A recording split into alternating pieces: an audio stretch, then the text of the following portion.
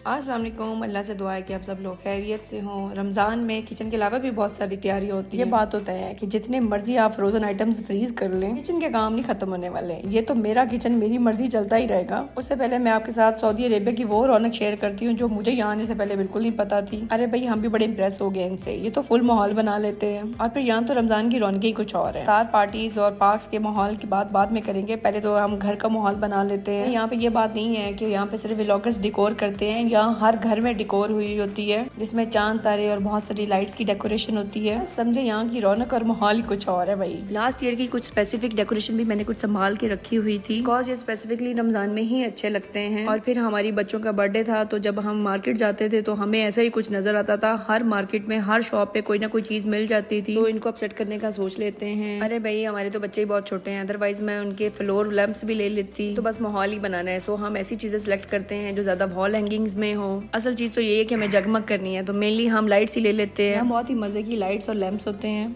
यार, बड़ा मजा आता है मुझे यहाँ पे। यहाँ किसी के घर पे भी चले जाएं, आपको हर जगह ये डेकोरेशन नजर आएगी। न जाने अपना अपना कल्चर होता है। हमारे मुल्कों में ऐसा कल्चर तो बिल्कुल भी नहीं है। दुबई में भी हमारा बहुत सारे लोगों के साथ मिलना मिलाना था, कभी भी हमने किसी के घर में भी ऐसा माहौल नहीं देखा था। चले मैं आपको सच्ची बताऊँ ना, ये वॉइस ओवर करते हुए मुझे ये लड़ाई बहुत याद आ रही है जो मैं और काशिफ यहाँ पे लड़ रहे थे। ये सीरीज ना पहले यहाँ पे लगी हुई थी और काशिफ ने लाइट्स इसके अंदर एडजस्ट कर दी और मुझे अब इनकी जगह बदलनी थी। उफ, ये लड़ाइयाँ मैं आपको कैसे सुनाऊँ। अपनी बात जिसकी भी मानी जाए, बहस बड़ी करते हैं आप, बस आपको मैं सुना ना दूं कभी। अब आपने मुझे ना कमेंट्स बॉक्स में जरूर बताना है कि आप किसकी साइड पे हैं। इसके बाद मैंने कॉफी टेबल में ये बैटरी लैंप्स भी एडजस्ट कर दिए जो कि मुझे बड़े मजे के लग रहे थे। हमने रमजान में लाइट्स बंद करके तो नहीं बैठना, लेकिन फिर भी बस मजा आता है ऐसा सब कुछ करने से। चले आप भी मुझे शेयर करें कि आप लोग क्या तैयारियां कर रहे हैं। क्या आपके यहाँ ये सब तैयारियां हो रही हैं जो मैं भी कर रही हूँ, या फिर यार मेरे साथ कुछ सजेस्ट ही कर दें ताकि मैं मजीद एडिशन कर लूँ। सुमन बुकमन व्यूज ना देते रहा करें बस। मुझे तो ये सब इसलिए भी शेयर करना था कि मुझे लगता है कि हमारे मुल्कों में ये सब कुछ नहीं होता। और अब मैं चाह रही हूँ कि मेरे व्लॉग्स के थ्रू कोई तो तैयारी कर ले, कोई तो मुझे शेयर करे कि हाँ हमने से इंस्पायर होकर थोड़ी सी शॉपिंग कर ली, 500,000 ही लगा लिया। इसके बाद ही मजाफात में किचन का टाइम हुआ चाहता है। मुझे शॉपरों में चीजें रखना जहर लगती हैं। मुझे लगता है कि कीड़े पड़ रहे हैं और पता नहीं मेरे दिमाग में कीड़े चल रहे हैं। बस जरा मैं जल्दी जल्दी से डब्बे भर लूँ। मैंने बहुत सारी चीजों की रिफिलिंग करनी है। किचन को भले हम हर वक्त चेक करते रहे, लेकिन रमजान मुबारक की न्यू ग्रोसरी से पहले मैंने पहले वाली ग्रोसरी को चेक करना है। वैसे किचन को मैनेज करने के लिए ये एक रूल मैं आपको अपना शेयर करती हूँ। हर मसाला और हर किचन आइटम के लिए आप 2 बॉक्सेस बना लें। एक काउंटर बॉक्स होता है जो आपने अपने सामने रखना है और एवरी टाइम अपने यूज में रखना है, और दूसरा बड़ा स्टोरेज बॉक्स होगा जिसे आपने स्टोरेज वाली जगह पे या बड़े दराज में रख देना है। डेली यूज बॉक्सेस जितने इजी टू हैंडल होने चाहिए, एक साथ में मैनेज करने चाहिए। इसीलिए तो मैंने ये काउंटर टेबल सेट किया जिसपे मैंने स्मॉल साइजेस के बॉक्सेस रखे हुए हैं। बनाते हुए बहुत इजी है यूज करने। अगर मैं हर बार बड़ा टीन पैक या हर बार पैकेट खोल लूंगी तो this is not easy. Kitchen में काम करना बड़ा मुश्किल हो जाता है। और यहाँ एक बड़ी पते की बात कि मैंने किचन में एक नोटबुक भी रखी हुई है। जब कोई स्टोरेज बॉक्स खाली हो जाता है और मसाला खत्म होने लगता है तो मैं यहाँ पे नोट कर लेती हूँ। इमरजेंसी वाली लिस्ट और होती है और ग्रोसरी मंथली वाली लिस्ट और होती है। इनफैक्ट ये लिस्ट सिर्फ मेरे नहीं, मेरे हस्बैंड के बहुत काम आती है। ऐसे भाई इमरजेंसी नहीं पड़ती और दफ्तर वाले बंदों को तो इमरजेंसियां पसंद ही नहीं है ना। लें जी, कोई कसर न रह जाए। कुनैन ने फरमाइश की कि अपने स्टोव के पास भी आप कोई लैंप रखे, तो इसके लिए मैंने ये स्पेशल बास्केट लेकर यहाँ पर लैंप भी लगा दिया। रात इस सारी तैयारी में बहुत लेट हो गई और फिर जाहिर है उठने के लिए भी बहुत लेट। कुनैन के स्कूल जाने के लिए अभी बस 1 घंटा पड़ा था, तो पता नहीं मेरा दिल कर रहा था कि मैं आज आपके साथ अपनी मॉर्निंग रूटीन ऐसे शेयर करूँ। खाने पकाने से ज्यादा फिक्र होती है कि वो लंच बॉक्स में क्या लेकर जाएगी। अरे भाई, हम माओ की यही मसाइल है। मैं तो ये सोच रही हूँ कि रमजान में मैं एक रूटीन सेट करती हूँ और फिर आपके साथ भी शेयर करूंगी। बच्चों का रोजा थोड़ी ना होता है, इसके लिए मुझे आपकी सजेशंस भी चाहिए कि हम कैसे रूटीन सेट करें। अरे भाई, चैनल्स तो मैं चला ही रही हूँ और कंटेंट भी मेरे पास बहुत होता है, यू नो दैट, बहुत वैरायटी में है in fact. But honestly speaking, being a parent, मुझे पहली फिक्र ये होती है मेरे बच्चों की हेल्दी रूटीन में कोई कमी ना आ जाए। बस मेरे से बहुत सारे लोग पूछते हैं कि लंच बॉक्स में क्या देती है, और मैं लंच बॉक्स अक्सर ही शेयर करती हूँ। अभी मैं आपको बताती जाऊँ कि आज के लंच बॉक्स में चांद तारों वाले ही मैंने फ्रेंच टोस्ट बनाए हैं और मटन पीसेस मैरिनेट किए हुए थे, तो उनको बस 2 मिनट्स में फ्राई कर लिया। इस वक्त यहाँ प्रीचेस हो रही है, उस पूरे टाइम में मैं कुनैन को अपने साथ साथ लगाई रखती हूँ कि वो जितना पार्टिसिपेट कर ले उतना अच्छा है। ये वर्क टुगेदर फार्मूला ऐसे नहीं है। सेंस ऑफ रिस्पॉन्सिबिलिटी के साथ साथ इसके साथ मैं डिस्कस करती रहती हूँ कि तुम्हारे आज के लंच बॉक्स में क्या जाएगा। और फिर वो जब अपने हाथ से चीजें बनाती है तो उसको बहुत पता होता है कि मुझे क्या बनाना है और क्या खाना है। और ये फिर एक दिन की बात भी नहीं है, ये हमें बहुत सारी कंटिन्यूस एफर्ट्स करनी पड़ती हैं इस लेवल तक लाने के लिए। आप इसको देख लेंगे मैंने इसको कितनी आजादी दी हुई है कि तुम जो मर्जी शेप्स बनाओ। तो कभी वो एल बना रही है तो कभी वो हार्ट निकाल रही है, और जहाँ उसको समझ नहीं आ रही वो कहती मम्मा दिस इज अ डिजाइन।